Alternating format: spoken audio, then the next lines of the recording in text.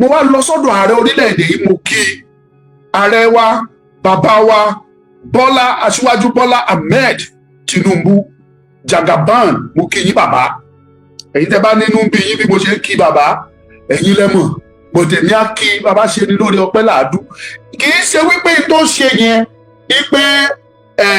ó ṣe nǹkan bàbàrà bó ṣe mọ́ rírì, ṣùgbọ́n ní ti wá nǹkan bàbàrà ló ṣe. Lójú àwọn kan kò sí rí tuntun nínú ẹ̀, kò sí bàbàrà nínú. Ẹ̀yin tẹ́ ń wò mí nínú TikTok ẹ máa bá mi láìkì, ẹ̀mí ìdí láìkì kankan bẹ̀, kí ló ń ṣẹlẹ̀? Ẹ̀yin tẹ́ ń wo YouTube yìí ẹ̀ tí láìkì, ẹ bá mi láìkì, ẹ gbé mi rìn nínú subscription yẹn, ẹ subscribe. God bless you. Bàbàrà ní Tinubu ṣe. Ẹnìkan sọ fún mi lánàá tó bá jẹ́ ìgbà tó bá jẹ́ ìgbà Jonathan irú ẹ̀ ṣẹlẹ̀, ìgbà eléyìí tó ṣẹlẹ̀ ní ìgbà Jonathan títí dọ̀la ṣe àrí wọn ni,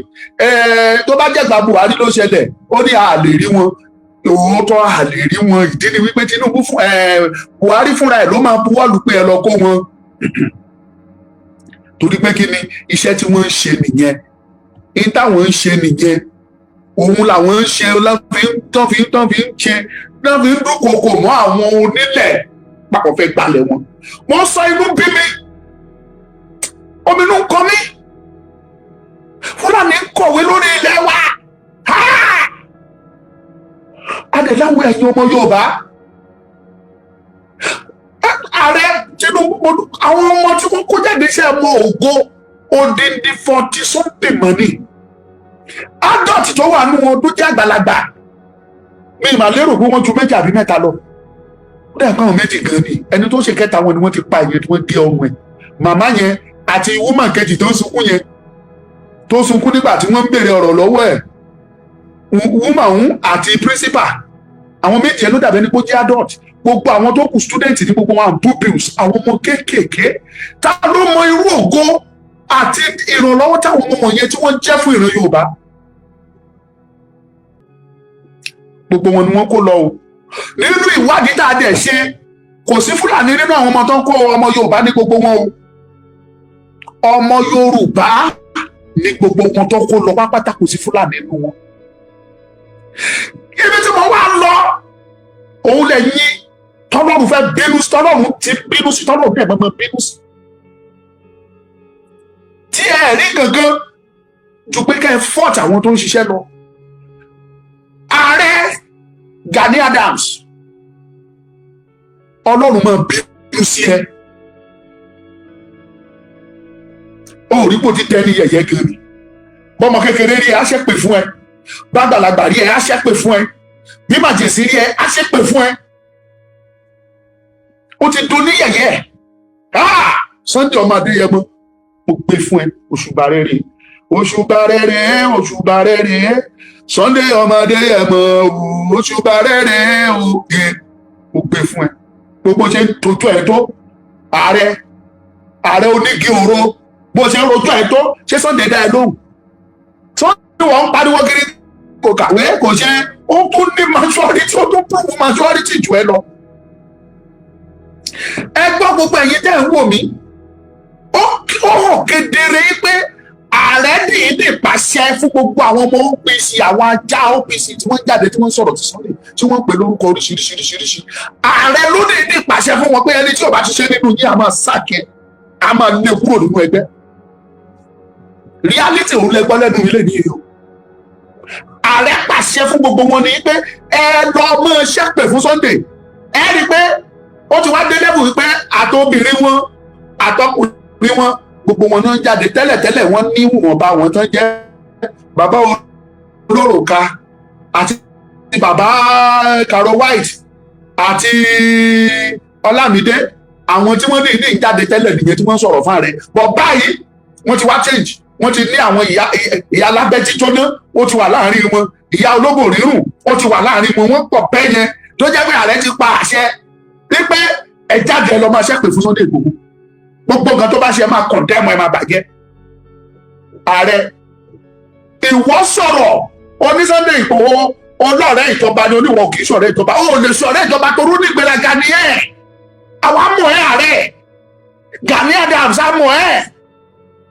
Onígbèrágà ni ẹ̀. Ẹni ibi ni ẹ̀. Tí balùwẹ̀. Báwo ló ṣe fẹ́ sọ̀rọ̀ ìjọba tó wà lóde ṣe bó fi bí sú ni, ṣé bó fi bí sú Tinubu ni agbọ́tọ̀ àmọ̀tọ̀.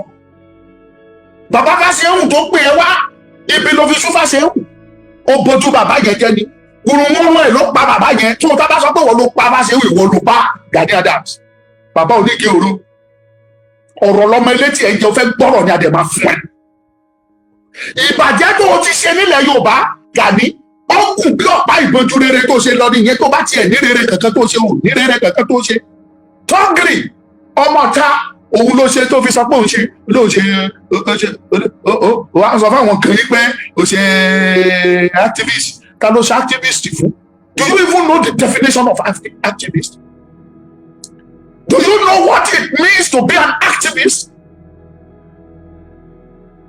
Tinubu tí wọ́n pariwo wípé o kì í ṣọ̀rẹ́ ẹ̀, tí ìbá ṣe pé ààrẹ kó ya aláìnítìjú. Gani Adams ó ya aláìnítìjú. Tó bá yẹ pé o kì í ṣe aláìnítìjú ni, ṣe bí ibi ló fi shoot Tinubu. Ọjọ́ tí Ọbásanjọ́ nìkan pa ẹ́, gbogbo wa là ń pariwo Ọbásanjọ́ ìkà kiri kan, àwọn èèyàn ń jà nítorí ẹ̀ láì mọ̀ pé wọ́n kọ́kọ́ lẹ́ni bí ìkà ènìyàn. Báyọ̀ náà fọ̀rọ̀ fún yín ẹ̀yin ọmọ Yorùbá, kẹ́tẹ́ tí yín pẹ̀lẹ́ jẹ́ kẹ́ gbọ́. Mo ní details sí ni máa gbé jáde fún yín sí. Ìwọ sọ̀rọ̀ olóòkè sọ̀rọ̀ ìjọba tó wà lóde. Ó sá sọ̀rọ̀ Jonathan, àbọ̀ sọ̀rọ̀ Jonathan. Nígbà tó sọ̀rọ̀ Jonathan gbé contract fún àbí ògbé fún ẹ. Owó tó gbà ń bẹ àwọn mélòó ló fún nínú gbogbo àwọn ọmọ ẹgbẹ́ OPC. Gani mélòó ló fún nínú àwọn ọmọ OPC nínú owó tó gbà, àwọn mélòó ló gbé dọ́bẹ̀ nínú contract tí Jonathan gbé fún ẹ. Ayé ò máa pariwo Sunday Igboho ò máa jáde kó condemn ẹ. Àwọn tí ò tiẹ̀ Sunday, àwọn àgbàgbà nílẹ̀ Yorùbá kò sẹ́ni tó jáde tó condemn ẹ pé kí ló dé tó gba contract lọ́wọ́ Jonathan. Sunday Igboho ò tí ì gba contract o. Ó ní mo ní ọmọ ẹgbẹ́ jagunjagun tí wọ́n volunteer ara wọn, volunteers ọmọ Yorùbá tòótọ́, pé àwọn rẹ́dí àti gbèjà ìran ọmọ Yorùbá láti defend ilẹ̀ wa. Ṣùgbọ́n àlèṣe láì lórúkọ, òun la fi gbé ìrù ẹkùn dìde tá a fi orúkọ wọn sílẹ̀ lábẹ́ ìjọba kíjọba lè mọ̀. Sunday Igboho máa gba lẹ́tà lọ́wọ́ gọ́ọ̀mẹ̀ntì, kò máa gbowó lọ́wọ́ gọ́ọ̀mẹ̀ntì. Ọmọlọ́mọ máa jáde, ó máa ń defend ilẹ̀ Yorùbá. Ìwọ́de ń jáde, ó dé kọ́ndẹ̀mù ó pa nǹkan tó ṣe jẹ́. Ọlọ́run abáṣẹ tiẹ̀ náà jẹ́ Gani. Ẹ mọ bẹ́ẹ̀ ṣe ń sa ògùn yín, ẹ lọ pe ògùn yín. Bẹ́ẹ̀ ṣe ń pè àwọn àjẹ́ mẹ́ta kẹ́ mọ́ ń pè ẹ lọ pé àwọn àjẹ́ tó máa, táwọn original àjẹ́ máa báyé wọn jẹ́, àwọn àjẹ́ gidi. Àjẹ́ tẹ́lẹ̀ làjẹ́ ń ṣèkà, àjẹ́ ò ṣèkà mọ́, àjẹ́ kò tí ì ríran, àjẹ́ ti lo iPhone 17 Pro Max. Àjẹ́ ògọ̀ mọ́, ojú àjẹ́ ti la, àjẹ́ ti mọ̀ ọ́ tọ̀. Àwọn olóòórùn tẹ kọ́ra tó ń kọ́ra wọn jọ tó ń pera wọn lájẹ́, tọ́lá wọn ṣẹ̀gbẹ́ fáwọn kan, orí wọn ò pé, bá mi sọ fún wọn pé orí wọn ò pé. Jẹ́ kó yé wọn pé orí wọn, pé mo sọ pé kò ṣe kíni, orí wọn ó ti gbá òkúta. Fake, wọn ò nídìí láti sọ fún ìdájọ́ mọ̀ pé fake àjẹ́ ni wọ́n. Original àjẹ́, àwọn ló máa wá dá sẹ̀ríà fún àwọn àjẹ́. Ẹ bá jáde dúdú, ẹ bá jáde pupa, ẹ bá jáde yellow, ẹ bá jáde green, kò kan yé. But àwọn àjẹ́ original proper àjẹ́, wọ́n máa dá sẹ̀ríà fún yín. Ẹ̀yin olubi gbogbo wọ̀nyí. Gani nígbà tó o fẹ́ kú, tí Ọbásanjọ́ sọ pé ẹ mú wá láàyè lóòkú, ẹ bá mi gbé ẹgbẹ́ òkú ẹ̀ wá fún mi tẹ́ ẹ bá rí mú láàyè. Ọbásanjọ́ Tinubu máa dìde fún ẹ. Wọ́n ti ẹ̀ sọ unconfirmed, bí wọ́n náà ṣe máa ń sọ wà ní unconfirmed report. Unconfirmed report, wọ́n ní Tinubu ló jókòó nígbà tó fẹ́ ṣe marriage, pé Tinubu ló jókòó bàbá fún ẹ, pé Tinubu was there with you. Gani kí ló fi sú Tinubu? Ibi ló fi sú. Kì í ṣe gbogbo èèyàn ló ń dáríjì èèyàn bí irú àwa wọ̀nyí tí wàá ṣẹ̀ tá a tún dáríjì ẹ̀. Kì í ṣe gbogbo èèyàn ló ń dáríjì èèyàn bí Sunday Igboho tí wàá ṣẹ̀ tí wàá tún dáríjì á ní kò sí wàhálà. Ibi kọ́ ló fi sú Tinubu ní báwo ló ṣe fẹ́ jọ rẹ̀? Ìwọ tó fi èèyàn lé eku sí ẹ, ìwọ dẹ̀ lé ejò sí. Ó wá ní kò ní bínú. Báwo ni kò ní ṣe ní bínú sí ẹgbà tó jẹ́ pé ewu bí èèyàn ní ẹ́? Bó o ṣe bá tó bá yẹ pé Tinubu gbà ẹ́ mọ́ra ni, mo fọlọ́run múra, wàá ti gbìyànjú àti bà ayé Tinubu jẹ́. Pẹ̀lú pé kò gbà ẹ́ mọ́ra, mo mọye ìbàjẹ́ tó ti ṣe fún Tinubu. Mo wo interview ẹ̀ kan tó ṣe, ọba Tinubu jẹ́ ọba yí ẹ̀jẹ̀ látòkè títí délẹ̀ ni ó ní gbogbo ẹgbẹ́ tó wà nílẹ̀ Yorùbá pápátá oní Tinubu ló dàrú oní Tinubu ló pin èèyàn burúkú ní Tinubu apààyàn ni olùbí ònìyàn ni kò sára tí ò lè dá kò sí tó sọ. Gani Adams kò sẹ́ni tó ní tiẹ̀ rò tó bá rọra ń ṣe tiẹ̀ kó rọra pẹ́nu ẹ mọ́ kó máa wòran tí ìjọba míì bá débẹ̀ tó tẹ ẹ lọ́rùn tó sọ pé ẹni yìí tó débẹ̀ yìí èèyàn tèmi tún ni tó lọ bá ìbáwí kó gbé Nàìjíríà fún ẹ àṣẹ contract pé máa bá wa ṣọ́ gbogbo Nàìjíríà ìbáwí kó gbé gbogbo ilẹ̀ Yorùbá ní ẹ lọ́wọ́ ṣé bí wàá dúró tiẹ̀ ni kí ló ń ba yí ara ẹ jẹ́ fún torí Sunday ìwọ lọ́lọ́ máa bá tiẹ̀ jẹ́ ààrẹ onígi òru Ọlọ́run tiẹ̀ ṣe àfáàsì ló ti parí ọ̀rọ̀ ó ní púrúkù ni which is fact ó ní ẹnu lásán ló ní ó dẹ̀ ti prove ẹ̀ fún wa nínú interview burúkú tó lọ grant yẹn wọ́n sọ wípé o ò fẹ́ kí gómìnà kankan fi ẹ gba star ìdí ni wípé wọ́n sọ pé òun wà gbádá Ládòkè Akíntọ́lá wà gbádá Abíọ́lá náà wà gbádá ṣé òun ò wá ní wà gbádá ni òun máa wọ̀ ọ́ tóun bá wá tán òun gbọdún pé ẹ̀jẹ̀ tiẹ̀ máa mu díẹ̀díẹ̀ sórí lórí ọ̀rọ̀ agbádá tó sọ yìí agbádá yẹn náà máa fi wé ojú ẹ̀ Gani wọ́n fa agbádá yẹn wọ́n fi wé ojú ẹ̀ ìwọ fara ẹ̀ wé Ládòkè Akíntọ́lá Ládòkè Akíntọ́lá kò èmi ò rí bí Ààrẹ Ọ̀nà Kakanfò wọ́n rí owó lọ́wọ́ Ládòkè owó pìtìpìtì owó wọ́n dẹ̀ rí ipò àbò ti gbàgbé ni ìgbàgbé sí ẹni Gani Ládòkè Akíntọ́lá òun ni gómìnà òun ni premier of Western Region àbò ti gbàgbé ni Ládòkè Akíntọ́lá Western Region premier ni ó dàbí òun ni gómìnà gbogbo state mẹ́fẹ̀ẹ̀fà ilẹ̀ Yorùbá nígbà yẹn òun ni equivalent to president of many countries in Africa. Ládòkè tó ń sọ yìí ó dẹ̀ ti jẹ́ ó ti ṣe premier kan tó sọ di Ààrẹ Ọ̀nà Kakanfò ilẹ̀ Yorùbá. Ààrẹ Ọ̀nà Kakanfò yẹn kò nítorí kò ń gba Ààrẹ Ọ̀nà Kakanfò kó gbàgbádá sílẹ̀ kó ló wò gbàgbádá mọ́. Iṣẹ́ òṣèlú tó ń ṣe kò lè jẹ́ kó ráyè ṣe àsìkò tí ìbádẹ́ parí ìjọba gẹ́gẹ́ bí premier of Western Region kó parí ìjọba yẹn kó wá gbàgbádá sílẹ̀ kó bẹ̀rẹ̀ iṣẹ́ kí ló gbẹ̀yìn ẹ̀ ikú ló fi dá àbí kí n ṣe ìbọn ni wọ́n yè pa Ládòkè Akíntọ́lá tó àbá tiẹ̀ sí nídìí agbọ́tàn Gani bàbá ọlọ́pàá òru Ládòkè Akíntọ́lá kí ni wọ́n fi pa ìbọn ẹ̀yìn tí ẹ wà láyé ṣáàjú ni ẹ sọ fún mi pé rọ́bù pa ṣèbí 1966 ni wọ́n pa sọ àbí kì í ṣe ìbọn ni wọ́n yìn pa what are we talking tó bá jẹ́ pé wọn ò yìnbọn pa Akíntọ́lá ọ̀rọ̀ gbọ́gbọ́ nípa gbádá wá jà fún ìlú Yorùbá á jà bí ò dẹ̀ jà ìtàn wà yí pé Akíntọ́lá múra rẹ̀ òun gán gbàbọ̀dẹ̀ ó pàdé àpòpọ̀ máwọn Fúlàní against ìtọ́mọ Yorùbá ń fẹ́ bóyá gbogbo ẹ̀gan ló jẹ́ kí ìbọn ràn torí wọ́n sọ fún apálágbára Akíntọ́lá ṣé wọ́n yẹ kí ìbọn kan mú wẹ́rẹ́ bẹ́yẹn kó dẹ̀ sùn sílẹ̀ kó dẹ̀ kú ó dájúdájú ó ṣeé ṣe kó jẹ́ kó ìwà ọ̀dàlẹ̀ tó ṣe ló jẹ́ kó nǹkan kù tó kọ́ ni ó sórí short Akíntọ́lá tí wọ́n pariwo pé ó wọ agbádá Akíntọ́lá jẹ gómìnà premier Western Region ó dẹ̀ lówó lọ́wọ́ Gani ṣèwọ́ lówó ṣèbó rẹ́ǹdílé tó ń gbé ni kó tó di pé Jonathan fún ẹ ní kí Jonathan tó fún ẹ ní contract tó fún ẹ ìgbà tó fún ẹ ní contract yẹn kọ́ ló lọ ra ilé tó rà sọ́mọ́ ilé tó ń gbé ọ̀rọ̀ lọmọ ilé tí ẹ ń jẹ àgbọ̀rọ̀ nígbà tí Jonathan fún ẹ ní contract ìgbà yẹn ló lọ gba ilé tó lọ ra ilé sí ọmọlé tẹ ẹ bá rí ibi tó ra ilé sí lọmọlé you won't believe it tọ́wọ́ sọ fún ẹ pé ilé ààrẹ ni ilé mi tún kọ́ va ìmọ̀nú ni mo lọ bẹ̀rẹ̀ ìwọ fúnra ẹ ló kó ìdá ẹ sí yẹ̀yẹ́ wọ́n ló sọ ọ́ ẹ̀dẹ́ ní yẹ̀yẹ́ ẹni bá dẹ̀ ti pẹ́rẹ́ ẹ̀ lẹ́nu yẹ̀yẹ́ wọ́n bá yẹ̀yẹ́ a ti sọ fún ẹ olóòfẹ́ gbọ́ tẹ́lẹ̀ à ń bọ̀wọ̀ fún ẹ but interview tó wá ṣe yẹn proof ẹ̀ categorically pé ìwọ gangan ló fún àwọn pípọ̀ yẹn ní ọ̀dà yìí pé kán máa ṣépè fún Sunday Igboho kán máa gbé Sunday Igboho rí àwa gan òde sùn. tí irin méjì tó bá fojú kara wọn tí irin méjì bá fara kara ìkan máa tẹ̀ fún kan ní ààrẹ àwa máa borí ẹ̀ àgbàgbé ní tó ń ṣe fún ilẹ̀ Yorùbá àdàbí tó bá jẹ́ tó tọ́ ni níwájú àwọn òbí lẹ̀ ìwọ wọ́n ní kó o ṣe ó ní kó o jà ó lóò lè jà wọ́n ní kó o ṣe oníkìní kan ṣe gbá nípa kọ́ kí ló ṣe ẹ́ ó sọ pé ẹ Ládòkè agbádá ló pọ̀ àmọ́ táwọn tó ti di tó jẹ lẹ́yìn bóyá irú ààrẹ látòsí àmọ́ báwọn wọ̀nyẹn ṣe múra bọ̀ ìtàn gbogbo Ààrẹ Ọ̀nà Kakanfò tá a gbọ́ ni pé wọ́n dìídì máa fira wọn lẹ̀ nítorí ìran Yorùbá ni ìwọ rẹ̀ dì àti fira ẹ̀ lẹ̀ ẹnu ẹ ló fi sọ́pọ̀ rẹ̀ dì àti fira ẹ̀ lẹ̀ o ibẹ̀ kọ́ mo ti lọ jẹ́ máa báyìí mú lẹ́yọ kankan.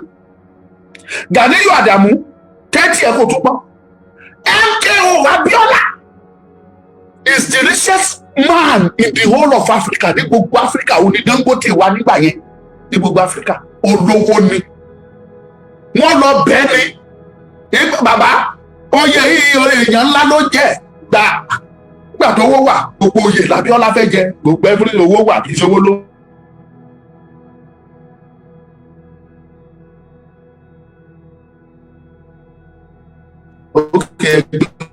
ó dẹ̀ gbà kó tó di pé Abiola gba Ààrẹ Ọ̀nà Kakanfò ààrẹ mò ń béèrè ṣábíọ́lá ò kì í ro agbádá ṣé kì í yan fádáfádá kò tí ń ro mọ́tò tó dáko tó gba Ààrẹ Ọ̀nà Kakanfò nígbà tó dẹ̀ gba Ààrẹ Ọ̀nà Kakanfò ṣé Abiola tá à ń sọ yìí after tó gba Ààrẹ Ọ̀nà Kakanfò ní 1980 something náà ló gbà 1987 náà fi jẹ 1987 l'Abiola ṣẹ̀ṣẹ̀ gba Ààrẹ Ọ̀nà Kakanfò nígbà tó gba Ààrẹ Ọ̀nà Kakanfò yẹn nígbà tó máa ó kọ ètí èlò ọkọ̀ ètí ìráyè ó sì owó wà ó sì ná ó the richest man ìgbà tó ti ń plan ìgbé òkè jẹ́ kí tiẹ̀ wá ráyè fi jà fún Yorùbá ìgbà yẹn gangan tó lọ kó ọ̀rọ̀ sí lórí pé kó wá contest fún president Ààrẹ Ọ̀nà Kakanfò wọ́n ní kó wá contest fún president ó dẹ̀ contest at the end of the day ibo ló parí ìrìnàjò ẹ̀ sí wẹ́ẹ́ ni poison oní 10 poison 50 kọ́bọ̀ ìgbà yẹn poison oní 50 kọ́bọ̀ ìgbà yẹn òun ni wọ́n fi pa wọ́n mú wẹ́rẹ́ sí kọ́nà ìwọ́n tó ń fi ra ẹ̀ ń wé Abiola bàbá ló kojú ọlọ́pàá òru Abiola mà lówó gidi ó mà ní company lọ rẹpẹtẹ òun mà ní richest man ní ìlú ẹ ṣé wọ́n ní richest man ìlú ẹ ni mo ṣe ń sọ ìlú ẹ lárígidì ń bì ṣé wọ́n ní richest man mi ìsọ̀rọ̀ Ondo State mi ìsọ̀rọ̀ Nàìjíríà mi ìsọ̀rọ̀ Áfíríkà o Abiola nígbà tiẹ̀ òun ló lówó jù nílùú ẹ̀ òun ló lówó jù ní state ẹ̀ òun ló lówó jù ní Nàìjíríà òun ló lówó jù ní Áfíríkà ṣé wọ́n lówó t'Abiola tó fi lè gbàgbádá sílẹ̀ ṣé o lówó tó Akíntọ́lá ṣé o nípò tó ipò wo ló dì mú ṣé o jẹ́ sẹ́nétọ̀ ṣé o jẹ́ kánsẹ́lọ̀ rí ni ipò wo ló dì mú káfẹ́ fi sọ pé torí ipò yẹn ló ṣe ń kó ságbádá ipò wo ló dì mú rí Gani Adams ọba bàbá ológun ọjọ́ tó lóun lógun ọ̀fẹ́ níbo ló ti ń lógun ọ̀fẹ́ ipò wo ló dì mú rí káfẹ́ sọ pé torí yẹn tó ṣe ń kó ságbádá náà kí wá parí ọ̀rọ̀ mi fún ẹni pé kò sẹ́ni tó wá di ẹ̀rú pé kó má lo agbádá tó bá wù ẹ́ wọ agbádá ìbá wù ẹ́ kágbádá ẹ̀gùn àṣà Yorùbá ni ó wù ẹ́ ni ó tẹ́ ẹ lọ́rùn náà ṣùgbọ́n kì í ṣe pé kó wá wà nínú agbádá yẹn kó wá máa ti mú òkùnkùn ẹ kó máa ta fà sí ìmọ́lẹ̀ ọmọ Yorùbá níyà ń jẹ wọ́n wá ẹni tá dìde tá jà fún wọn tá sọ̀rọ̀ fún wọn ìwọ́jọ̀ kó òun kó ságbádá òun wá agbádá kiri Sunday Igboho dẹ̀ dìde ó lóun àṣà ipá òun níwọ̀nba tóun bá lè ṣe ìwọ wá ń pa àwọn ọmọọṣẹ́ àti wọ oníbẹ̀ ẹlẹ́nu rírùn òní kan máa sọ̀rọ̀ sí òní kan máa bú Sunday Igboho èmi kan máa sọ̀rọ̀ sí àwọn ọmọ Yorùbá ló fún ẹ lọ́rọ̀ àwọn ló ń bùjọ ẹ. You cannot do anything ẹni tó ń ṣe òun jẹ́ kó ṣe òun tún kọ̀ndẹ́mù ẹ̀ òun bàjẹ́ òun ṣe ọ̀rọ̀ tí alágbádádé ó ti lọ mo ti clarify yẹ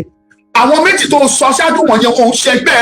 ní gbogbo àná wọn ò lè fi ẹwé wọn ó tó Gateman ní Abiola ó tó Gateman ní Abiola ní owó jù ẹ lọ Gateman tó ń ṣí géètì fún Abiola ó ní owó jù ẹ lọ ó tó bàtà ẹsẹ̀ Abiola so má fi ra ìwé Abiola tó bá pé Ààrẹ Ọ̀nà Kakanfò you are just Ààrẹ Ọ̀nà Kakanfò by mistake yes it is clear ó wà obvious to everybody ipe mistake náà fi gbé ilé ẹ lọ́wọ́ you don't deserve it o merit it because there is no quality of leadership kankan lára ẹ Gani Adams kò sí ẹ pé program ẹ jẹ́ kó rìn kó tún lè rán àwọn àjẹ́ mẹ́ta àtàwọn ẹlẹ́sùn ká lè lọ bọ èso wọn àdàbí jàjọ oògùn ó jàjẹ pé tó bá jẹ́ pé ní tóun ṣe ìgbésẹ̀ tóun gbé tó bá ti tọ́nà lójú àwọn tó nílẹ̀ ilẹ̀ òkè rẹ́rẹ́rẹ́rẹ́rẹ́rẹ́ gbẹ̀gbẹ̀ àti ẹ tá a jọ gbà wá sáyé àdàbí tó bá ti jẹ́ pé tó ṣe yẹn ó tọ́. Ìyá ń jẹ ọmọ Yorùbá, ìwọ jókòó òun wòran, òun ṣòṣèlú pẹ̀lú láìfọ ọmọ Yorùbá, olóòsọ̀rẹ́ ẹni tó wà níjọba. Kí ló dé tó torí iṣu jẹ́pọ̀ tó bá torí epo jẹ́sù? Kó o parí ìjà pẹ̀lú Tinubu tipátipá, kó o sọ jáde sí gbogbo àgbáńlá ayé pípẹ́ tó Tinubu ọ mi ò bá yín jà mọ́, bàbá wa lè jẹ́ ẹ jẹ́ kí ìjà tán gbọ́dọ̀ jẹ́ gbọ́n ló fẹ́ pé bó ṣe ń pè ẹ̀gbọ́n ẹ ni no problem, kó o pe ẹ̀gbọ́n ìjà ti parí mi ò bínú máa jẹ́ ká jọ sọ̀rọ̀ lórí ọ̀rọ̀ Yorùbá, kó o torí ti Yorùbá kó o rẹ́ra ẹ̀ sílẹ̀ lọ bá Tinubu. Bó ti wù kí Tinubu kórè tó, is a president of a country, most powerful country in the whole of Africa. Ká mú tẹnu ẹ̀gàn kúrò, bàbá ni Tinubu jẹ́ fún ẹ, gbogbo nǹkan tó fi jù lọ ló fi jù ẹ, ó kàwé jù ẹ, ó fọjọ́ orí jù ẹ, ó mọ̀yàn jù ẹ, ó lówó jù ẹ, ó ní gbogbo nǹkan jù ẹ lọ. Gani Adams ó ṣe gbé gbéraga kúrò kó lọ bá Tinubu yẹn pé torí Yorùbá ni mo ṣe wá sà, mo ṣúọ̀ pa ni pé tó bá rẹ́dì lóòótọ́ àti gbé gbéraga kúrò kó o tó rí ọba bíi méjì mẹ́ta kó o tó lọ bá wọn yí pé ẹjọ́ mo fẹ́ rí Tinubu sẹ́ẹ̀, mo fẹ́ lọ bẹ̀ kó má bínú sí mi nítorí ọ̀rọ̀ Yorùbá, mi bínú sí mọ́. Ó dá mi lójú bí ọṣẹ ni pé wọn ò ní jẹ́ wọn ò tiẹ̀ ní fẹ́ pé kó o sọ lẹ́ẹ̀mejì kan tó gbé ẹ̀dọ́dọ̀ Tinubu, ṣùgbọ́n torí pé wọ́n fúnra rẹ̀ o ti gba dìgírì nínú ìwà ìgbéraga, kò sẹ́ni tó jọ ẹ́ lójú, ọba ò jọ ẹ́ lójú, ìjòyè ò jọ ẹ́ lójú, aráàlú ò jọ ẹ́ lójú, anybody ò jọ ẹ́ lójú, o tún ṣe dọ́dọ̀ odidi pírẹsidẹ́ǹtì. Tinubu ló sì kú, ó ti jẹ́ jù, Tinubu ti jẹ́ jù, ó ti jẹ́ jù. Tí ìbá ṣe pé Tinubu jẹ́ jù, mí ìkọ̀kí náà fi $1 billion sílẹ̀ fún màá ní kó yọ ẹ́ instantly, máa sọ fún Aláàfin tó bá bẹ́ẹ̀ rí mẹ́sàn orí ipò rẹ̀ as the president of Nigeria, mo ní power àti ìyọ̀ ẹ́ dànù, kò ní di ọ̀la tó bá fẹ́ rí mẹ́sàn síbẹ̀. Ó yá announce NCC ipò ti rọ Gani Adams lóye wà láìta láì tí wọ́n ti láì ó fọlọ́ òmùra fún tó bá ṣe èmi ní Tinubu máa wẹ̀ lóye. Àbọ̀ ọmọ tó ń pè ní president ni kò sí power ní Nàìjíríà. Wọ́n believe pé Sultan Sokoto ló lágbára jù. Sultan of Sokoto, they believe is the most powerful traditional ruler. That is their belief. Nígbà tí ọba Sokoto ṣe Dasuki ni àbí Masido ìkan náà méjèèjì tó yájú sí pírẹsidẹ́ǹtì tó fẹ́ prove fún pírẹsidẹ́ǹtì pé pírẹsidẹ́ǹtì ló kò tọ́jọ́ kejì wọ́n jọ sọnù ní wọ́n jọ lájà. Ó jẹ́ rìnrìn rẹ́gbẹ̀rẹ̀gbẹ̀ lọ kó tó padà dé palace ti bọ́ bàbí ìlàfọ̀ tó ti wé láwàní tó ti jòkóra bàtà. Òun kò kí lẹ́lẹ́ wọ́n bá níṣẹ́ dànù kí ló ń sọ. We are talking of president. Ó mọ agbára tó wà lọ president. Tinubu ni ọmọ ń lò kó sì èmi ní wà láàpọ̀pọ̀lọ́ òkúra. Máa instantly máa pe Aláàfin ní pẹ̀lẹ́ ọ̀wọ́ adé. Tó o fẹ́ wà lórí oyè Aláàfin tó wà yẹn. Tó bá lóun fẹ́ wà ń bẹ̀ sàbí ìfẹ́ yìí kẹ́ yọ mí sàbó ṣiṣẹ́ lọ. Okay, in that case, màá ní ká bá mi send change mélòó kan sí ẹ kó máa rí fi manager rẹ ó yá kọ lẹ́tà lọ sí press release kó kọ lẹ́tà Gani jáde yọ Gani lọ́dún òye tí ó bá tó bá sí èmi máa ṣe fún ẹ Gani kò ní dọ̀la. Ṣùgbọ́n Tinubu ṣe gentleman ó fi ẹ́ lẹ̀ pẹ̀lú gbogbo bó ṣe dálẹ̀ ẹ̀ tó títí dọ̀la ó ṣe condemn Tinubu ó ṣe ń bá Tinubu òun jẹ́ kí ló gbà lọ́wọ́ ẹ̀ kí ló ṣe fún ẹ. Ó dẹ̀ lè búra pé ó jẹ́ yọ Tinubu rí búra bọ́ sí gbangba kó wá búra ẹ̀ come and swear with everything you have in your life pé ó tí ì jẹ́ lára Tinubu wá búra ẹ̀. Gani Adams come and búra bóyá ó jẹ́ lára Tinubu. Òun kápá sókè òun gbéraga olóòkì ìṣọ̀rẹ́ pírẹsidẹ́ǹtì Sunday Igboho lọ̀rẹ́ pírẹsidẹ́ǹtì ọjọ́ tí ìwọ fúnra rẹ̀ tó ń ṣọ̀rẹ́ Jonathan president of Nigeria ọjọ́ tó ń ṣọ̀rẹ́ ẹ̀ ṣé Sunday Igboho kẹ́ ẹ̀ lókè ni ṣé Sunday Igboho lọ sínú rédíò lọ pariwo ẹ àbọ̀ grant ẹni interview kankan láti bà ẹ jẹ́ káàtì ẹ̀mú Sunday Igboho yẹn kúrò ń gbà yẹn ṣé àwọn ọmọ Yorùbá kankan tó jáde tó bà ẹ jẹ́ ni tó sọ pé kí ló dé tí wọ́n gbé contract fún Gani ṣé wọ́n rọ́mọ Yorùbá tó ṣe ni wọn ò rí ṣùgbọ́n Sunday Igboho dìde ìwọ gbowó nígbà tí ẹ mú Sunday Igboho gba kọ́bọ̀ lọ́wọ́ ẹnikẹ́ni o kò dẹ̀ gbowó lọ́wọ́ ìjọba. The federal government is there bó ṣe lè wá condemn ẹ̀ bó ṣe ti bí ẹ̀ condemn ẹ̀ ẹ̀mí tí ẹ believe pé àwọn wọ̀nyẹn fi wójú rere ẹ tẹ́lẹ̀ ni until tí wọ́n fúnra ẹ̀ wá grant olórí burúkú interview tó ló ṣe Ondo State ìjọ ni wá náà bọ̀dá mi ló jẹ́ òun ṣe òótọ́ bàbá fún mi àpọ́nlé la fi ń pè ẹ́ ní bàbá you are 50 something èmi náà mo ń gbẹ́nu lé 50 so òótọ́ mi bí lọ́mọ kódà àbúrò ló lè gbà mí àbúrò ẹbí àbúrò kejì wíṣà ìgbàgbọ́dẹ̀ fún ẹ ní respect mi pé o tiẹ̀ gbà mí lábúrò mo gbà fún ẹ ṣùgbọ́n tá a bá mú yẹn kúrò ó lè dúró kó pé ẹ ní lídà mi lẹ́nu ní gbogbo iyì tó nílé ní influence ìran Yorùbá ló fi ní influence Yorùbá ló fi ní ó ní nítorí influence pé ó pera ẹ l'OPC OPC yẹn ìwọ kọ́ ló dẹ̀ ní ṣùgbọ́n ìwọ tó jẹ́ pé wọ́n pè wá yẹn ìwọ ló bá OPC yẹn jẹ́ ìwọ ló kó o pa bàbá orí bàbá o pa sáyé o pa sọ̀run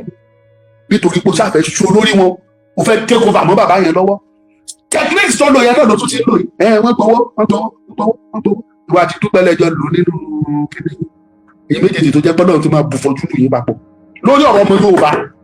Ọlọ́run máa bù fọ́jú lù yín papọ̀ ní àìdíwọ́ jẹ́.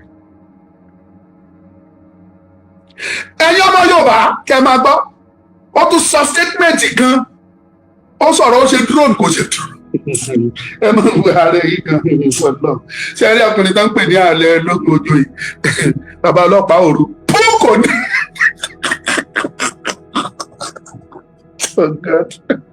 sọ̀rọ̀ ọkùnrin tó ń pè ní àfáà sínú yìí tí bá pàdé ẹ àfáà sínú tí bá pàdé ẹ má lọ̀rọ̀ ìdí màá mójú ẹ rí oní púùkù mo fẹ́ mọ irú oògùn wo náà ń pè ní pú mo fẹ́ mọ oògùn yẹn ẹ̀yin ọmọ Yorùbá dẹ̀ wà dẹ̀ ń wò mí oògùn wo ló jẹ́ pú torí bọ̀bọ̀ yẹn sọ ó ní pú ó láàrẹ̀ ò ní oògùn wo ló jẹ́ pú mo fẹ́ mọ̀ bóyá ayẹta ni pú bóyá àṣàtì bóyá àgbẹ̀tì bóyá àlùwọ́ bóyá mo tiẹ̀ fẹ́ mọ̀ torí bó tiẹ̀ jẹ́ kékeré bóyá pú nìkan lè yàn ní àkíyèsí èèyàn máa mọ́nèjì ẹjẹ bá mi sọ fún àfáà sínú pé oògùn wo ló ń jẹ́ pú pé Ọmọlúkà lóun fẹ́ mọ oògùn tó ń jẹ́ bẹ́ẹ̀ wọ́n ní ààrẹ wọ́n ní pú ààrẹ ò ní.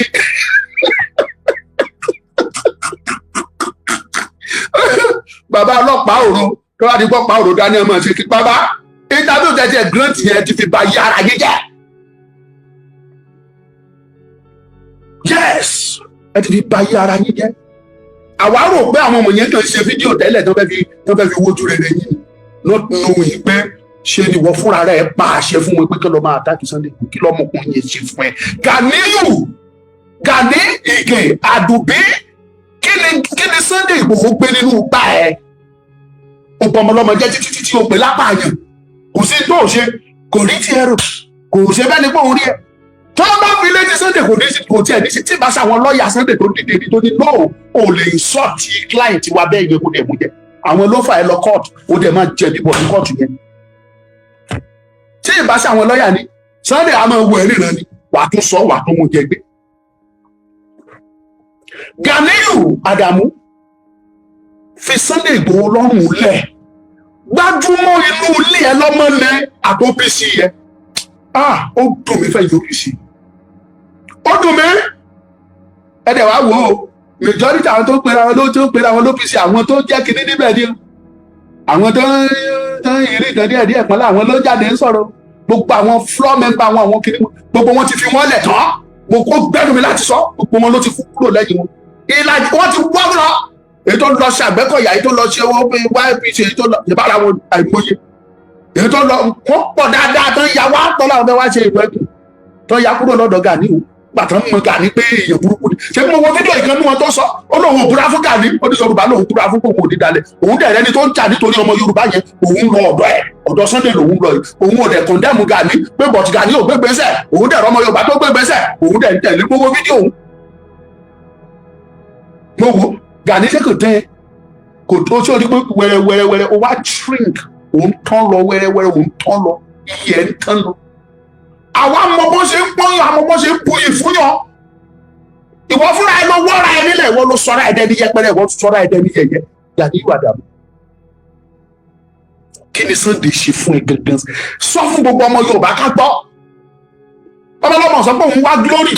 kò sọ pé òun wá ògo mo ti sọ̀rọ̀ fún yín ní many times ẹ̀yin ọmọ Yorùbá Sunday Igboho sọ statement kan fún mi ní Benin Republic ọjọ́ yẹn ẹnìkan bẹ́ẹ̀ mo jòkó sẹ́gbẹ́ báyìí ní Benin nígbà tó sì wà nípẹ̀lẹ̀ ní Kútọ́nù. Ẹni yẹn pé èèyàn ńlá ni ẹni tó pè lọ́jọ́ yẹn, èèyàn ńlá mo mọ̀ ọ́, mo ń gbọ́ ọ̀rọ̀ ẹ̀ mi ìfẹ́ dárúkọ. Lóò olóyè ti free ti bá dárúkọ kò sí nǹkan tó fẹ́ ṣẹlẹ̀. Ẹni yẹn pé wọ́n dẹ̀ bá olóyè sọ̀rọ̀ wípé kó jọ kó ṣiṣẹ́ fún lágbájá. Ìgbà yẹn Sunday Igboho sì takú pé òun ò ní sọ́pọ́tì Tinubu, pé kí Tinubu kó ṣiṣẹ́ kó rọ Yorùbá lọ́wọ́, pé òun expect kí Tinubu kó rọ Yorùbá lọ́wọ́ ni, pé kì í ṣe pé kó máa sọ pé òun fẹ́ ṣe pírẹsidẹ́ǹtì. Ó jẹ́ pé ẹ tún fi kàn máa gé. Tẹ́nu bá ń gbìyàn ẹ̀yin ọmọ Yorùbá, mo ṣe padà sórí ọ̀rọ̀ mi, tí ẹ bá yọ ẹgbà tẹ́ ẹ̀ ń náyàn lẹ́gbà, ṣó ṣeé ṣe kẹ́ni tẹ́ ẹ̀ ń nà lẹ́gbà tẹ́ ẹ̀ ń nà nígi tẹ́ ẹ̀ ń nà níkùmọ̀, ṣó ṣeé ṣe kẹ́ni kò gbọdọ̀ ké ni? No, ẹ sọ fún mi ẹ̀yin tẹ́ ẹ̀ ń wo fídíò mi, you are beating someone mercilessly, ó lù ó dẹ̀ ní kò gbọdọ̀ ké, ó ní kò gbọdọ̀ ṣe yé, ó ní kò gbọdọ̀ sọ pé pẹ́ ẹjọ́ sọ possible. Ẹni tá a nà lára ń ta ẹ̀ ń fìyà jẹ ìran ọmọ Yorùbá, ẹni ká má sọ̀rọ̀. Òun ni ọ̀rọ̀ tí Sunday Igboho sọ ń gbà yẹn, gbogbo ọ̀rọ̀ tó sọ ní gbogbo bó ṣe sọ̀rọ̀ nígbà wọn yẹn, ìtara nǹkan tó ṣẹlẹ̀ sáwọn ọmọ Yorùbá ló ṣẹlẹ̀ sí. Mi ò mọ iye àwọn ọmọ Yorùbá tó ṣépè fún Ọọ̀ni ni nítorí incident tó ṣẹlẹ̀. Mi ò mọ iye àwọn ọmọ Yorùbá tó ṣépè fún Tinubu gan ni nítorí incident pé wọ́n jí àwọn ọmọ oríire, pé wọ́n jí wọn kó lọ pé wọn ò dẹ̀ ṣe kankan lé lórí. Ṣèbí bó ṣe táwọn lára bó ṣe dùn wọn tó náà fi ṣépè fún Ọọ̀ni, wọ́n fi ṣépè fún àwọn àgbààgbà tó wà nílé. Ara ló ń ta wọn torí kò sẹ́ni tó jí ọmọ Ọọ̀ni gbé, kò sẹ́ni tó jí ọmọ Aláàfin gbé, kò sẹ́ni tó jí ọmọ Ṣọ̀ún Ògbómọ̀ṣọ́, kò sẹ́ni tó jí ọmọ Tinubu, kò sẹ́ni tó jí ọmọ gómìnà. Àwa mẹ̀kúnnù iná ló ń jí gbé, àwa lára ń ta, àwọn tára ń ta nínú wa ló ń jáde tí wọ́n ń sọ, wọ́n dẹ̀ mọ̀ pé kò sáwọn tó lè sọ̀rọ̀ sí ju àwọn Ọọ̀ni, àwọn gbogbo yẹn, àwọn náà lè sọ̀rọ̀ sí. Sunday sọ nígbà yẹn, ẹ̀yin kan fẹ́ ẹ nítorí yẹn lẹ́fẹ́ bẹ́ sódù. After tó lóye sọ̀rọ̀ yẹn tán, olóye wá sọ statement kan, òun àtẹni yẹn sọ, olóye ní kò sí tó jọ. Ẹni olóyè wa sọ statement kan ní Ọmọlúkà, èyí tẹ́ bá mọ̀ mí dáadáa tẹ́ mọ̀ mí tí bá wà lọ́dọ̀ olóyè orí bó ṣe máa ń pè mí lúkálúkà. Ó ní sórí tí mò ń wá, ó ní tí n bá calm down nísìnyí tí mo gbà, ó ní kí ni mo jìyà lé lórí.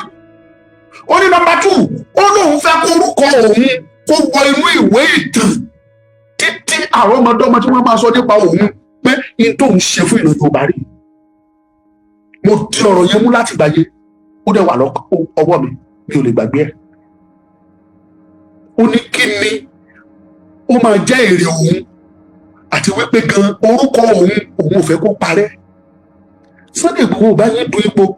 kò bá yín du bó jẹ́ ní lọ tún sọ pé calm down tí o tún bẹ Sunday, orí Sunday ò lè bẹ, tí Sunday Igboho bá bẹ ẹ máa tí ìbọn ò bá ran Sunday máa lọ para mi sínú ilé ẹ̀ gan ni, máa dá gbèsè sí lọ́rùn. Olóyè mi mọ nǹkan tí mo lè ṣe sí yín bọ̀ tí ẹ lè bẹ́ Gani nítorí kí ló ṣe fún Gani ló fẹ́ fi bẹ́ Gani ni kó tó bá wá bẹ Sunday lẹ́nu ibi tí Sunday jẹ́ jù ní. Sunday Igboho á tún sọ pé kò sí wàhálà rẹ̀ jẹ́ ká tún lọ máa ṣe láti Sunday Igboho ọ̀dùn. Ọmọkùnrin yóò bá yín dùn kankan, kò bá yín lé ní ti, kò sí kan tó ń fẹ́ gbà lọ́wọ́ yìí, ẹ̀yin lẹ́yà ìka ọ̀dájú ènìyàn onílara. Téèyàn bá ti ní owó gbígbóná, ikú òjijì ló máa kú. Obìnrin tó bá ní owó gbígbóná tí ò bá dépo gbígbóná tó ra ẹ̀ á dájú ọkọ, tó bá dẹ̀ dájú ọkọ tọkọ bá kú tàbí kí kankan ṣọkọ á lọ sẹ́wọ̀n, àdéhùn dídé ikú la fi dá. Obìnrin tó bá lówó gbígbóná tí ò bá fi ṣe ra ẹ̀ á fi ṣe fábìlì ẹ̀ bá fi ṣàwọn ọmọ tó bí. The same thing ni wọn kò dá akọkùnrin gan lówó gbígbóná, owó gbígbóná ẹ̀ pọ̀ jù. Bàbá onídìí òrò Gani Adamu, owó ẹ ti pọ̀ jù, owó gbígbóná ẹ pọ̀ jù. Kí tó rán dọ̀, ó sọ pé ẹnìkan gbé drone lọ ó ṣe gbá. Sunday Igboho ò lè gbé gbogbo tó ń ṣe, kò lè gbé fún ẹ, kò lè post yẹ. Ó fẹ́ kẹ́yìn ọmọ Yorùbá mọ̀ mí pé ẹ rí mi ò ń ṣe, torí pé kí ni a fẹ́ nǹkan méjì ní Sunday Igboho fi ṣe, tó fi ìwọ̀nba fídíò tẹ́lí tó post yẹn, nǹkan méjì ló fi post ẹ̀ fún yín. Gbogbo àwọn operation, gbogbo àwọn èrè tó ń rìn nínú gbogbo ẹ̀ ṣó gbé jáde fún yín ni, ṣó gbé jáde fún yín. Èyí tí Sunday Igboho ṣe fídíò méjì yẹn, number 1, ó fẹ́ kẹ́yìn ọmọ Yorùbá mọ̀ pé mo ti gbé ìgbésẹ̀ o, ìjọba ò fún mi lẹ́ni tí mi ìdẹ̀ gbowó lọ́wọ́ ẹnikẹ́ni, ṣùgbọ́n ọmọ Yorùbá ni mí, mi ìdẹ̀ lè dá ojú mi sílẹ̀ kí ìyá máa jẹ ọmọ Yorùbá lọ. Ìyẹn ká kọ́kọ́. Ìkejì, Sunday Igboho nílò àdúrà yín, ẹ̀yin abiyamọ, ló ṣe ṣe kẹ́lẹ́ má fàdúrà tí lẹ́yìn níbi tó bá wà yìí. Yorùbá dẹ̀ ní yẹniyẹni kéèyàn ti lè ṣe mí bẹ́ẹ̀ bá ṣe ń gbàdúrà fún kẹ́ẹ̀tún yìí á tún jẹ́ kára ẹ̀ já ara ẹ̀ yá àti lè ṣiṣẹ́. Ṣùgbọ́n kàkà kẹ́ ẹ praise ọmọ lọ́mọ kò gbé kò kí ṣe kó bẹ̀rẹ̀ praise yìí síbẹ̀síbẹ̀ ìṣẹ̀lẹ̀ kàn dẹ́mu tó bá gbà bí lọ́nà tó gbà yẹn irọ́ ló pa kì í ṣòun ló lọ́nà ọ̀nà yẹn ti wà láti 1979 àti 1802 náà ti ṣe oríṣiríṣi ilẹ̀ mọ́ ẹ̀ ṣáà wà wá wí torí pé kí ni ẹ ṣáà fẹ́ ba ẹ fẹ́ kọ̀ndẹ́mù Sunday Igboho kò dẹ̀ sí tọ́mọlọ́mọ gbà lọ́wọ́ yín kò sí tó gbà nínú gbà yín kò sí tó gbé nínú gbà ẹ̀ Ganiyu ṣé wàá mọ tó dùn mọ́ mi nínú tù nínú gbogbo ọ̀rọ̀ yìí ẹ mọ tó dùn mọ́ mi nínú ẹ̀yin tẹ̀ ń wò mí TikTok ẹ bá mi like fídíò yìí ẹ wo iye ẹ̀yin tẹ̀ ń wò mí going to almost 70 people mi ò rí 1000 like kí ló ṣe yín náà ẹ ṣọ́ra yín gbogbo yín ẹ ṣọ́ra yín o kí ló dé ẹ̀yin tẹ̀mí nínú YouTube ẹ bá mi pé kò ní bàjẹ́ fún yéèpì ò ní bá yín ẹ torí Ọlọ́run ẹ bá mi pé bó ṣe wù yín ní kẹsàn ẹ bá ní ibi ló ń pa wá tàbí ṣe kò káyé ṣùgbọ́n èmi o àtọ̀tún mi àtòsí mi Yorùbá ló flow nínú ara mi láti irun orí mi títí dé èékánná ẹsẹ̀ mi ẹ̀jẹ̀ mi Yorùbá ló flow níbẹ̀ wọ́n kò tiẹ̀ sínú ẹ̀jẹ̀ mi ni tó flow bọ̀ tó tí n bá gẹ́rùn mi sílẹ̀ tó bá mú tó fi microscope tó fi wo irun mi wà á rí tán kọ Yorùbá sínú ẹ̀gbọ́n bẹ́ẹ̀ Yorùbá ni mi and I can't close my eyes or open my eyes and see you destroying Yorùbá land tó o bá ti lè ṣe fílẹ̀ gẹ́gẹ́ bí tó ṣe ṣe tó bá yẹ kó rọra pẹnu ẹ mọ́ tó rọra ń ṣe tiẹ̀ tó kọjá yìí ẹ kò sẹ́ni tó máa rí tiẹ̀ kò sẹ́ni tó máa sọ pé báwo ni tiẹ̀ ṣe jẹ́ kò sẹ́ni tó máa bá tiẹ̀ jẹ́ but ìwọ fúnra ẹ ló ń kóra ẹ sí wàhálà ìwọ ló ń kóra ẹ sí yọyọ ìwọ ló ń kóra ẹ sí problem. Drug tí Sunday Igboho dẹ̀ lò is a must that's part of the strategy. Ìwọ ló ń prove pójú ẹ̀ láàrú advance get out. America wọ́n strategize wọ́n gbé drone wọ́n wo bí wọ́n ti fẹ́ ṣe America ń sọ fún àwọn èèyàn pé mò ń bọ̀ wá strike yẹ tí o dẹ̀ sí tó fẹ́ ṣẹlẹ̀ kí ló ń dààmú ẹ kí ló ń kí ojúmọ̀ àti la àbí ogun 1970 àbí ogun nájà ní 1967 ló rò pé à ń sọ nípa ẹ̀ ni this is modern time gbogbo ogun tó ṣẹlẹ̀ ní Iran tó ṣẹlẹ̀ ní Israeli tí wọn ò bá ṣe fídíò báwo la ṣe fẹ́ ní tó ṣẹlẹ̀ Gani kan ṣe é ní ó ti darúgbó àbí ló ti darúgbó ṣé kìí ṣe pé ó ní kan tó àwọn cameraman wọ́n lọ sí ojú ogun live tó dẹ̀ rìkọ́dù gbogbo tó ń ṣẹlẹ̀ tí bá parẹ́ sọ fún mi pé rọ́bù padà cameraman àwọn journalist ọlọ́pàá mi kan opportunity mo ti jápa kúrò Nàìjíríà ni màá ti máa bá wọn ṣe journalism yẹn màá ti máa bá wọn ṣe ibi tó ti ń jagun mọ́ lọ́bẹ̀ tòró ní special owó táwọn èèyàn kan tó máa gbà lọ́tọ̀ èmi dẹ̀rẹ̀ máa ibi ká gbowó ojú ti làgà nílọ sùn ó ti lẹ̀ ìgbéraga ò jẹ́ kó try láti upgrade ara ẹ try and upgrade yourselves gbogbo ogun tó ṣẹlẹ̀ ní Ukraine ṣé gbogbo ẹ̀ làwọn Al-Jazeera ṣé ọ̀run náà ti yá ni ṣe báyé náà ti gbé kámẹ́rà tó ti fi ń ya gbogbo ẹ̀ what is your problem Mr. Man àtẹlẹ́ tó ń ṣẹlẹ̀ instantly á dẹ̀ máa wo olú fídíò báyìí wọ́n dẹ̀ máa ju bọ́ọ̀bù yẹn dẹ̀ rìn bọ̀ á dẹ̀ land á dẹ̀ bọ́ọ̀bù bá nǹkan já ṣe gbogbo ẹ̀ fídíò àtúgbè àtúríwò nínú Al-Jazeera nínú CNN nínú BBC nínú Channel nínú gbogbo ẹ̀ ṣé àwọn áńgẹ́lì ọ̀run ló cover ẹ̀ tí wọ́n sẹ̀dí ẹ̀ sáwọn CNN ni àbáwọn mọ̀lẹ́kà ló ṣe fídíò ẹ̀ tó sẹ̀dí ẹ̀ sí Al-Jazeera Gani lọ upgrade ara ẹ̀ jáde ó ti lẹ̀ ìgbéraga ò jẹ́ kó upgrade ara ẹ̀ kò jẹ́ kó try kó tiẹ̀ advance a little bit ó ti it's like wọ́n ti fi ẹ́ wọ́n ti gbàgbé ẹ sẹ́yìn ó try kó tiẹ̀ lọ wájú sí ó ti wà ní 19th century níbi táwọn ẹgbẹ́ ti wà ní 24th century Mr. Gani ẹ lọ bí Sunday ilé ọmọlọ́mọ mọ tó ṣe advanced technology ló láyé owó ni ò sí tó wọ́n bá wà àwọn drones tó máa lò àwọn drones tó máa mú gbogbo ápìkì igbó yẹn lẹ́ẹ̀kan ṣoṣo gan ni tá a máa wo gbogbo ẹ̀ lẹ́ẹ̀kan ṣoṣo báyìí ó ní àbá máa lò lọ́jọ́ kan síbi kan ní ó ṣe lo drone mú ẹ ti gọ̀ jù kí ló ṣe yín Gani kí ló ṣe é kí ni Sunday ṣe fún ẹ kí ló gbẹnu báyìí kí lọ́mọ Yorùbá gbà lọ́wọ́ ẹ wọ́n ní kò jà fún wa olóòlè jà fún wa ẹni tó tún jà ó tún gbógun tì ó ti dógun sí ṣọ́ra ẹ o kí tó máa kí ẹ má jẹ́ gbàgbé ẹjọ́ bá mi béèrè lọ́wọ́ àfàsì ló tó kò ní irú oògùn wo ni pú yẹn ẹjọ́ ẹ bá mi béèrè lọ́wọ́ ẹ fún ní nọ́mbà mi pé mo fẹ́ mọ oògùn tó ń pè ní pú torí oògùn tó jẹ́ pú yẹn gbọ́dọ̀ tó oògùn tó lágbára gidi oògùn tó lágbára ni ẹ bá mi béèrè lọ́wọ́ ẹ Sọfíà Olúwọlé, God bless you. When power is sufficient, you don't need to hide anything. Wàá gbáyé my Sọfíà kí là ń sọ yìí níbi tí technology dé lé ní níbi tí technology dé ẹ jẹ́ agbára ọ̀tá agbára ni Amẹ́ríkà fẹ́ ju bọ́ǹbù sí Ìran wọ́n ránṣẹ́ sí wọn pé ọ̀gbẹ́ni ọjọ́ bá a máa ju bọ́ǹbù fún ẹ kò dẹ̀ sí tó ṣẹlẹ̀ wọ́n jù wọ́n rà tẹ́lẹ̀ mi ó dẹ̀ mú tájẹ́tì tán fẹ́ ó mú tẹ́lẹ̀ mi níbi ká títí technology dé ìyàwó lọ́sùn jọ ó ti rílẹ̀ kí tó máa lọ ẹ̀yin ọmọ Yorùbá tí mò ń bẹ̀ yín fún látọdún tó ti pẹ́ ẹ̀yin bàbá wa èmi náà ni mo lè rí yín fín èmi ni mo lè sọ̀rọ̀ sí yín èmi náà ni màá tún pọ́n yín lé tí bá rí yín fín tí mo sọ̀rọ̀ sí yín wọn ò bí dáàdi anybody dá láti ta kó wá rí yín fín lọ́dọ̀ mi màá bẹ́ orí ẹ̀ máa gbé wá fún yín. Yes mo ti ń bẹ̀ yín mo ní ẹjọ́ ẹ̀ torí Ọlọ́run àwọn ọmọ Yorùbá tí wọ́n mọ̀ nípa dánpè ní security ẹ kó wọn jọ ní tíìmù àwọn Fúlàní àwọn Arẹwà wọn ti ṣe tiwọn o ẹ gbọ́ mi dáadáa àwọn Arẹwà wọn ti ṣe tiwọn o ẹ jẹ́ share on this video please use Chrome on your laptop or desktop. Okay